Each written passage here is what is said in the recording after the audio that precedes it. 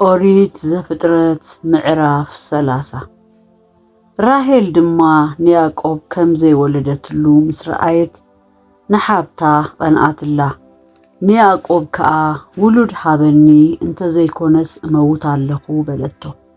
ሽዑ ኩራ ያዕቆብ ኣብ ራሄል ነዲዱ ኣነዶ ኣብ ክንዲ ትፍረ ኸርሲ ዝኸልኣካ ኣምላኽ እየ በላ።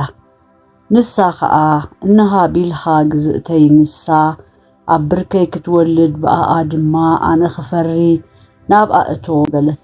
ንቢልሃ ግዝእታ ከዓ ሰበይቱ ክትከውን ሃበቶ።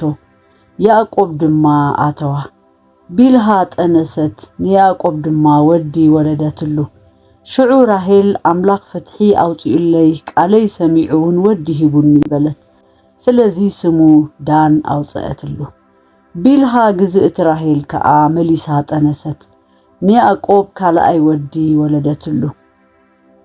ሽዑ ራሄል ቅልስ ኣምላኽ ምስ ሓብተይ ተቃሊሰ ሓየልኩ በለት። ስሙ ከዓ ንፍታሌም ኣውፅኣትሉ። ልያ ከዓ ካብ ምላድ ከም ዘቋረፀት ምስ ረአየት ዚልጳ ግዝእታ ወሲዳ ንያዕቆብ ሰበይቱ ክትከውን ሃበቶ። ዚልጳ ግዝእቲ ልያ ድማ ንያዕቆብ ወዲ ወለደትሉ። ሽዑ ልያ ኣሰይ ኢላ ስሙ ጋድ ኣውፅኣትሉ። ዚልጳ ግዝእቲ ልያ ንያዕቆብ ካልኣይ ወዲ ድማ ወለደትሉ። ልያ ከዓ ርሕስቲ ኮይነ እየ እሞ ኣዋልድ ብራሕሰይ ይውድሳኒ በለት። ስሙ ድማ ኣሴር ኣውፅኣትሉ። ሮቤል ድማ በቲ ስርናይ ዝዓጽደሉ ወርሓት ከይዱ ኣብ ሞሮር ምልዖ ረኸበ።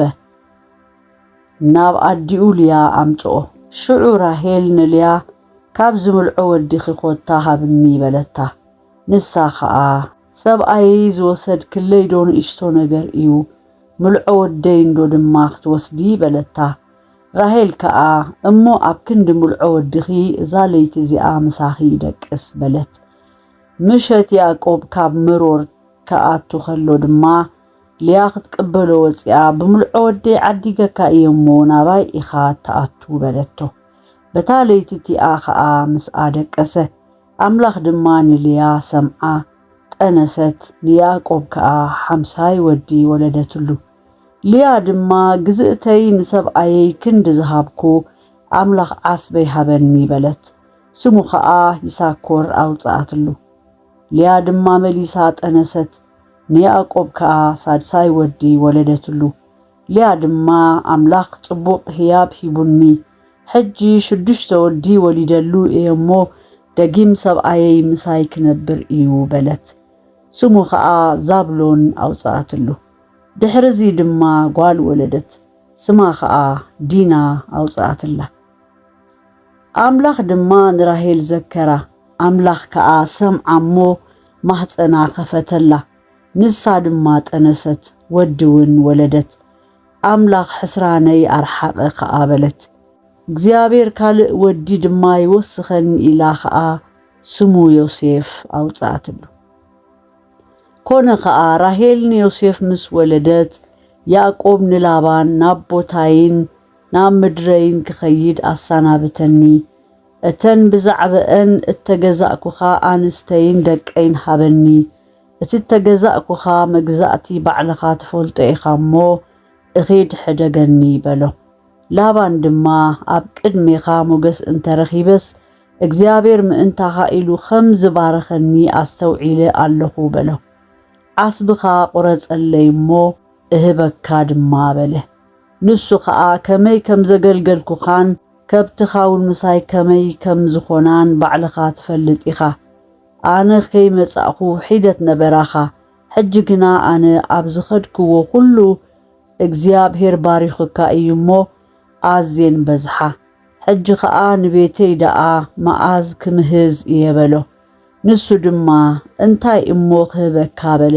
ያዕቆብ ከዓ ገለ እኳ ኣይተሃበኒ፣ እዚ ነገር እዚ እንተ ትገብረለይ መሊሰ ነባጊዕካ እጓስየን እከናኸነን እውን። ሎሚ ብኩለን ሞጋሲኻ ክሓልፌ፣ ካብኡ ከዓ ኩለን ጸነጺትን ዓምቦሬታትን ኩለን ጸለምትን ኣባጊዕ ካብ ኣጣል ድማ ቡረቴታትን ጸነጺትን ዘበላ ክፈልእ እየ እሞ ዓስበይ ይኹና።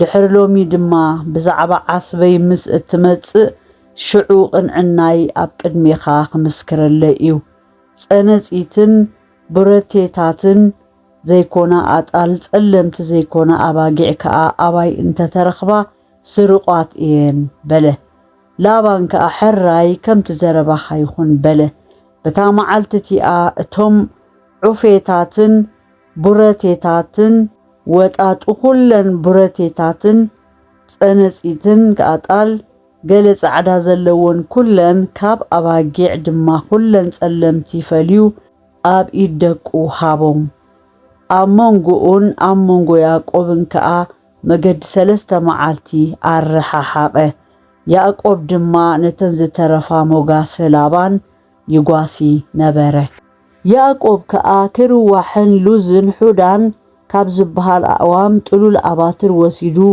ኣብ ኡቕላጥ ቀሊጡ ነቲ ኣባትር ዕሮርባይ ገበሮ ነቲ ዕሮርባይ ዝገበሮ ኣባትር ድማ ኣብቲ እተን ሞጋሴታት መጺኤን ዝሰትያሉ ዛራማይ ዘሎ ጋብላታት ኣብ ቅድሚተን ሞጋሰ ገበሮሞ ክሰትያ ምስ መጻይ ትለዋ ነበራ ተን ሞጋሰ ኣብ ቅድሚቲ ኣባትር ተተልዋሞ እተን ሞጋሴታት ዑፌታትን ጸነጺትን ዓምቦሬታትን ወለዳ ሽዑ ያዕቆብ ነተን ዕያውቲ ፈልዩ ገጽ እተን ሞጋሶ ናብተን ዑፌታትን ኩለን ጸለምትን ኣብ ሞጋሰ ላባን ገበረ ንመጓሴኡ ከዓ ምስ ሞጋሰ ላባን ኣይሓወሰንን ንበይነን ደኣ ገበረን ኮነ ድማ በቲ እተን ደዓኛታት ኣባጊዕ ዝትለዋሉ ዘበለ ጊዜ ኣብ ጥቓ እቲ ኣባትር ምእንቲ ክትለዋስ ያዕቆብ ነቲ ኣባትር ኣብቲ ጋብላታት ኣብ ቅድሚተን ሞጋሰ የንብሮ ነበረ ተን ሞጋሰ